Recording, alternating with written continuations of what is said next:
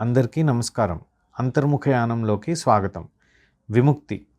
కొందరు ధ్యానం లాంటిదో, ఏకాగ్రత లాంటిదో, నామజపమో చేసి తాత్కాలిక ప్రశాంతతను పొంది తృప్తి చెందుతారు. కానీ మనస్సులోని మాలిన్యాలను తొలగించనందువల్ల వారు ఎప్పటికైనా దుఃఖం రుచి చూడక తప్పదు.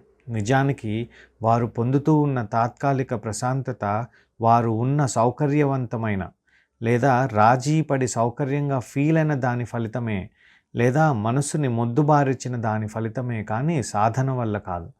పల్లం లేని చోట నీరు నిలిచిందంటే ఆ నీరు ప్రవాహ శక్తి కోల్పోయిందని అర్థం కాదు. అలాగే అశుద్ధమైన మనసు నిశ్చలంగా శాంతంగా ఉందంటే మనస్సు కల్మషాల నుండి ముక్తి పొందిందని అర్థం కాదు. సరైన ధ్యానం చేయండి, ముక్తి పొందండి.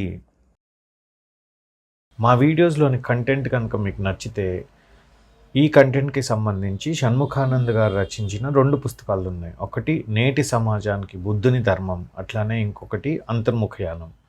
ఒక్కొక్క దాని విలువ 240. ఇందులో స్పీడ్ పోస్ట్ ఛార్జెస్తో కలిపి. సో పుస్తకాలు కావాలనుకున్న వాళ్ళు 9848368290 ఈ నెంబర్కి జీపే కానీ ఫోన్పే కానీ 240 చేసి మీ అడ్రస్ కనుక నాకు పంపిస్తే వాట్సాప్లో, ఇదే నెంబర్లో గల వాట్సాప్లో పంపిస్తే నేను మీకు వెంటనే స్పీడ్ పోస్ట్ చేసి దానికి సంబంధించిన రిఫరెన్స్ నెంబర్ ఇవ్వగలను.